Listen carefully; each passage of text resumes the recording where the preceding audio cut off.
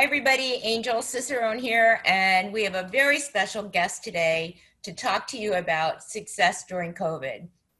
As you know, some businesses have really been able to excel, some have been able to maintain during this time. We have a guest who really had to switch her business model in order to stay in business. Is that right, Monica? That is correct. So, Yes. with me today is Monica Gonzalez. Monica, tell us the name of your business and where you're located. It's Monica's Quilt and Bead Creations, and I'm located in Palm Desert, California. And how long have you been in business? 36 years. 36 years. It's a very, very long time. Tell Yes. everybody, tell everybody your business model, how you made your money. Hard work.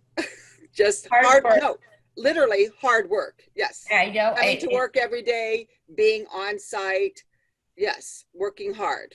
But while you have a brick and mortar store, you also went out to quilting shows, correct? That is correct. Yes.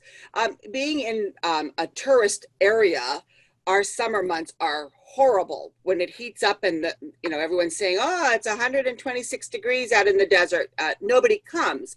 So I had to go out and start doing quilt shows, which benefited my business tremendously because I was able to bank my rent for those months, those 3-4 months when I didn't have the snowbirds down here. So that's what started me on my quilt show travels. Right. So COVID comes and there are God. not only are there no customers, there are no quilt shows, right? That is correct. Okay. So you really had a kind of a double whammy. Yeah. All your income streams sort of dried up. They did. They did. Okay. So one day you had an idea, and tell us about what happened. So I always said I didn't want to be an online store because I'm brick and mortar. I believe in brick and mortar. My father had a part store when I was growing up. So it's always been family owned businesses. I have 7 brothers and sisters. All of them work for themselves.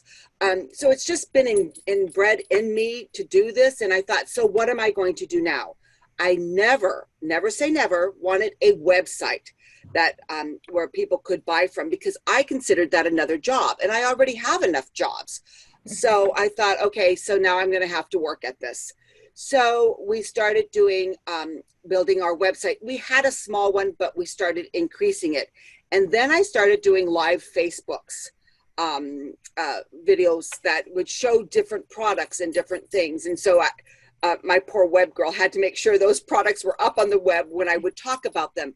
But that helped us tremendously because people who were at home could see the things that were new because I still kept getting the new things in and they could purchase them. So when did you start doing the Facebook Lives? Do you know, Angela, I can't remember because I was seems so long ago. it was, and I have to tell you that the first 2 months of this was a nightmare. I had no employees except my son. He worked for me. We were only open short hours, appointments only. I would get here at 7:30 in the morning and not leave till 8 or 9 o'clock at night, trying to do everything myself where I have a staff of 14. And I no longer had that staff of 14. I was afraid I couldn't pay the rent. I couldn't pay the taxes.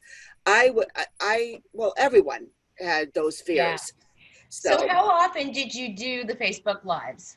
In the beginning, I did, I believe, 2 times a week. And then I sort of ran out of things to do. So I do it once a week now. Once a week now. So you admitted to me in a previous conversation that you are not tech savvy. Oh, God, no. Heavens, no. So you had to make a big leap of faith and learn a lot in order to make this happen.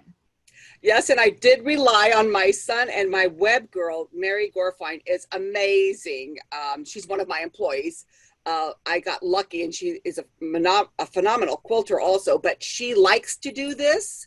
So we turned everything over to her, and she's always done that for me. So and she tries to drag me along.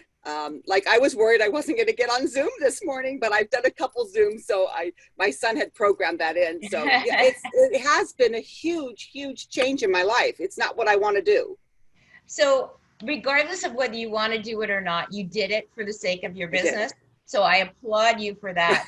A lot of people out there are scared to make this transition into omni-channel. They're scared to do lives on Facebook. They're scared to set up that website for some e-commerce. What would you tell them if they're feeling that trepidation that you felt in the beginning? You really need to do it. It's the wave of the future. I mean, back, 5, 6 years, 10 years ago, when this all started, when, online stores popped up and everybody was shopping online, I always hoo-hawed that. But now I know it's necessary, and I had to get on board. I'm like, I have to, in order to pay my bills, this was necessary. I needed to do this. So I did it. And I have to tell you, I have never watched one of the things I've done because it's not really what I want to do, like I've said before, but it's something that was necessary in order to maintain my business. And you embraced it and you'll continue doing it now? Yes, yes, I will. Yeah. And I have, my employees are helping me. They're coming up with ideas. I have a phenomenal crew that works for me. Some of them have worked for me for 20, 25 years. So I'm very fortunate. And some are tech savvy. Some of us aren't, but yeah, so it's more of a group effort here with my business. And I'm thankful for that. It's wonderful. And in the middle of all this craziness, you got married? I did. I got married last week. I was supposed to get married in Unbelievable. Ireland. Yeah, but Happy that didn't happen. anniversary. Thank you. Thank you. I'm very So, happy. so through all of this, you were able to maintain at least some or all of your revenue. I am sure you're able to generate some new customers because of it that would not have found your brick and mortar store ordinarily, correct? Yes, I see that. I'm getting orders from the East Coast, and I'm not sure how they're finding us. I do have a mailing list because we send out a newsletter, and on Tuesday I send out a message, and I have always done that. But I believe that my snowbirds, or the people, the tourists that have traveled, signed up for this, and it's going further and further. And I think they tell their friends. In my industry, it's very word of mouth. So Mm-hmm. I think they're saying, Monica's got some stuff, go to her website.